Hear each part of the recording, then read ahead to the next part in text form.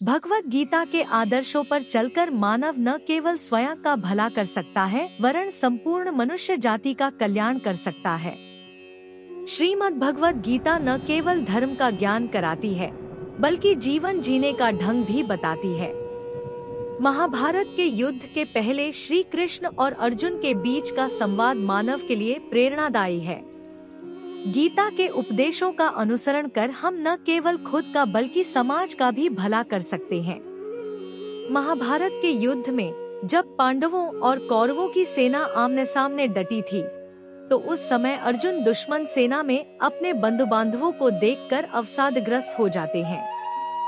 तब अर्जुन पार्थ के सारथी बने श्री कृष्ण वासुदेव उन्हें उपदेश देते हैं कि पार्थ तुम दुख का त्याग कर युद्ध करो। वर्तमान में भी जीवन की कठिनाइयों से लड़े के लिए मानव को गीता में बताए सूत्रों को अपनाना चाहिए।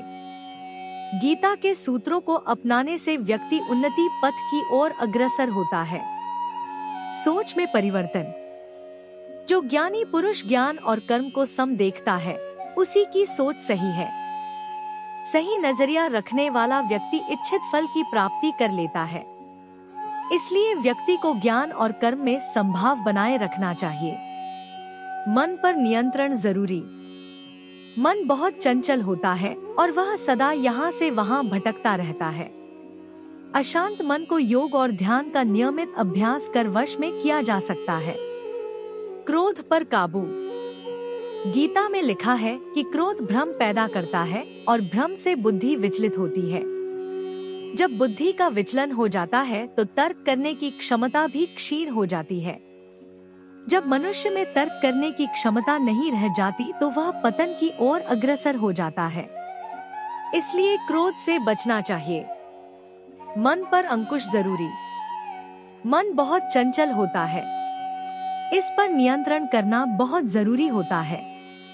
जो मनुष्य मन पर नियंत्रण नहीं कर पाते, ऐसे लोगों का मन उनके दुश्मन की तरह कार्य करता है और धीरे धीरे मनुष्य गलत राह की ओर अग्रसर हो जाता है। आत्मचिंतन है आवश्यक। मनुष्य को हर दिन आत्मचिंतन करना चाहिए। आत्मचिंतन से जो ज्ञान प्राप्त होता है, उससे व्यक्ति उसके अंदर छुपे अज्ञान रूपी अंधकार को दूर कर सकता है। कर्म का परिणाम। भगवान कृष्ण ने गीता में कहा है कि मनुष्य जैसा कर्म करता है, उसे उसी के अनुरूप परिणाम की प्राप्ति होती है। इसलिए जीवन में अच्छे कर्म करने को महत्व देना चाहिए। विश्वास से सफलता। मनुष्य जो चाहे वह प्राप्त कर सकता है, बस जरूरत होती है तो इच्छित वस्तु को प्राप्त करने लगन के साथ कार्य करने की। ऐसा करके व्यक्ति का सफलता अवश्य मिलती है। ऐसे पाएं तनाव से मुक्ति। प्रकृति के विपरीत कार्य करके मनुष्य तनाव से ग्रसित हो जाता है। यही तनाव मनुष्य के विनाश का कारण बनता है।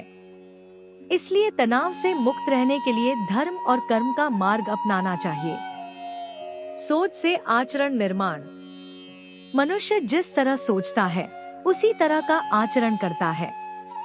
स्वयं के अंदर के विश्वास को जागृत कर सोच में बदलाव ला सकता है, जो उसके जीवन के लिए बेहतर होगा।